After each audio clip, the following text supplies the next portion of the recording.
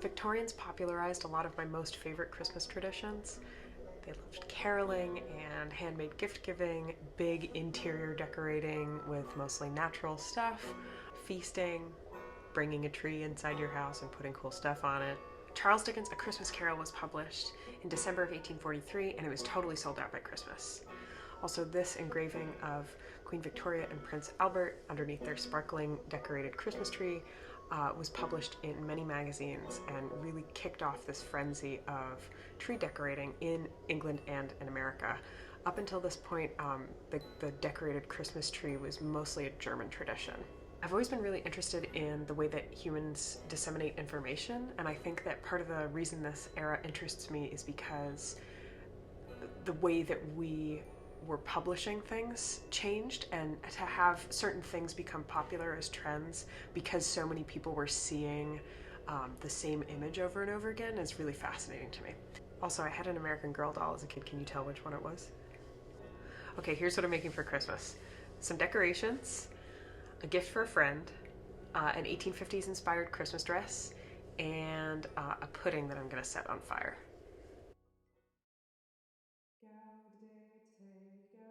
Pomanders are quite easy to make. You just take a bunch of dried cloves and stick them into an orange or a tangerine or a lemon.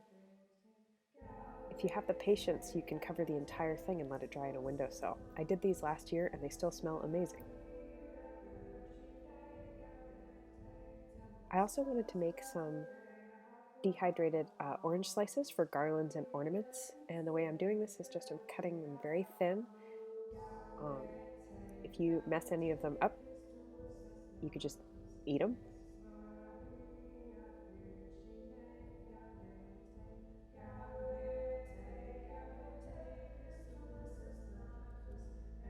And then to dehydrate them, I'm just going to put them on a baking sheet with some parchment paper and stick them in the oven at like 200 degrees for maybe 3 or 4 hours.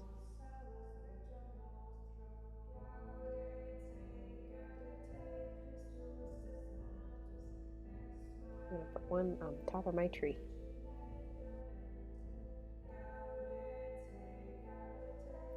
This is a dried cranberry garland that I made last year. It's a little bit dusty, but it's still going strong. It's been hanging in my window for the entire year.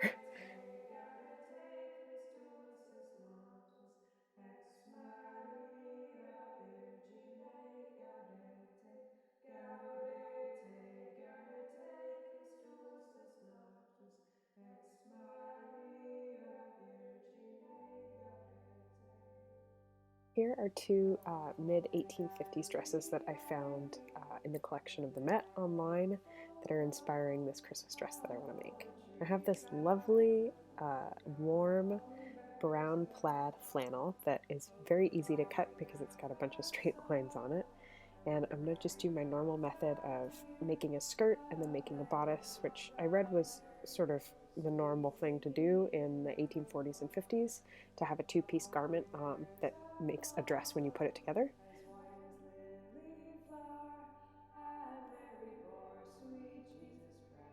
For the bodice, I have no idea what I'm doing. I'm not using a pattern, so I'm just making a mock-up to fit with black linen, and then I'm adding my fashion fabric on top.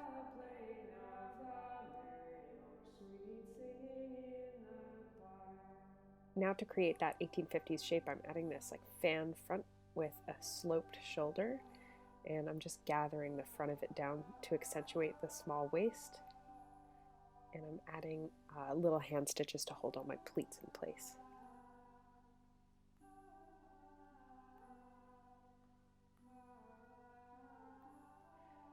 For the back, the closure that I'm doing is like a lace-up placket. I have all these little eyelets that I'm embroidering, and I'm just going to do a spiral lacing on the back.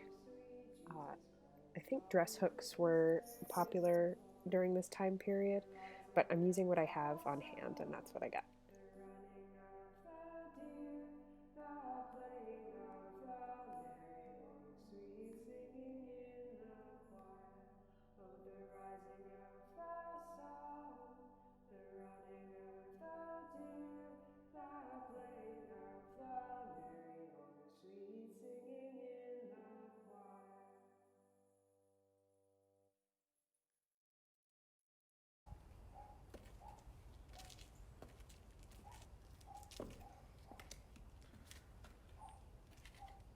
For my gift for a friend, I'm going to make a pin cushion in the shape of a strawberry for my friend Allie, who's a seamstress.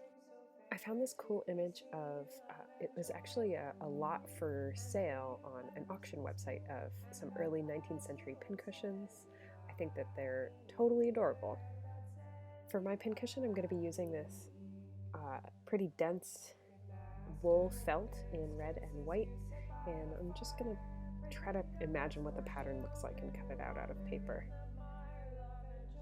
I imagine that they're sort of cone shaped, but maybe 2 cones is better than 1, so I'm going to end up cutting out 2 pieces of this fabric. I'm going to stitch the whole thing almost entirely together, leaving a little gap at the top for me to turn it inside out, or right side out, or outside in. Traditionally, these are stuffed with sawdust or sand, but what I have on hand is this lovely dried balsam, which smells like a Christmas tree, and I think it's going to be perfect.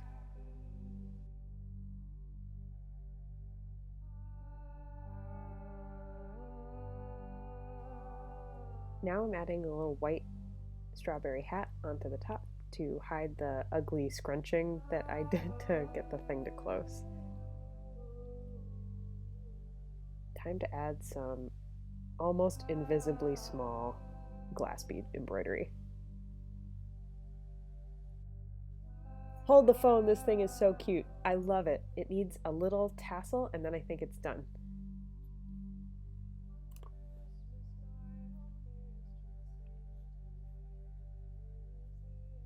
Ta-da! I think she's really gonna like it.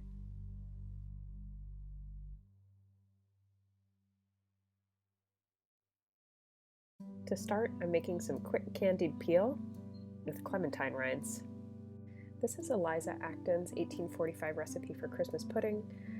She does everything by weight, which I appreciate, and I'm going to be making a few alterations based on what I have in my cabinet, and also I have a weird belly, so I can't do gluten, so I'm using some like gluten-free flours, gluten-free breadcrumbs, and I also subbed the suet. I wasn't able to get real suet, so I used a combination of beef tallow and like a vegetarian shortening. I also don't have currants, so I'm using dried prunes.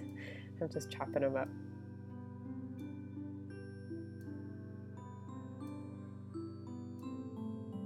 This is the point in the recipe where I decided I needed a bigger bowl.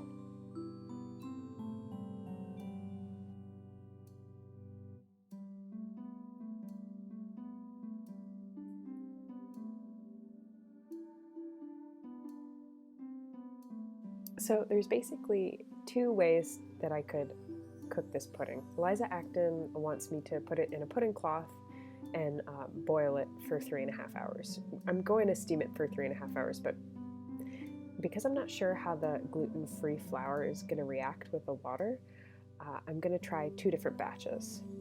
So this is the true way to do it. I'm adding flour to a cloth. This is, rice flour, and hopefully it makes a seal when it hits the boiling water so that the pudding doesn't dissolve. It just sort of gets cooked like a dumpling. And then the other half I'm just placing into a ramekin so that I can cook it with a steaming method. But hopefully this will make a cute cannonball shape.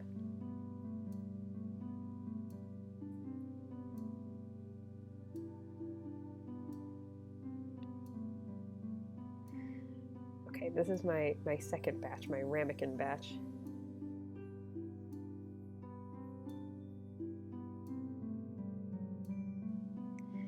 The puddings make a really nice rattling sound while they're cooking, and you're supposed to keep the water at a rolling boil for 3 hours.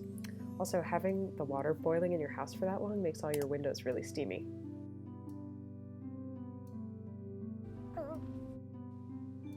Sorry for the lighting change. It's 3 hours later, so it's nighttime now. This is from A Christmas Carol. Hello, a great deal of steam. The pudding was out of the copper. The smell like washing day. That was the cloth. Oh my gosh, these puddings smell really good. The smaller one is adorable. I didn't grease the ramekin enough, so it didn't turn out the way that I wanted to, but I think if I just flip it over, one side of it will be cute. And Of course, my cannonball one smells equally delicious. It looks a little bit like somebody stepped on it, but I'm going to save this one for Christmas Day for my partner Spain and I to eat together. In half a minute, Mrs. Cratchit entered, flushed but smiling proudly, with the pudding like a speckled cannonball, so hard and firm, blazing in a half quartern of ignited brandy, and bedight with Christmas holly stuck on top.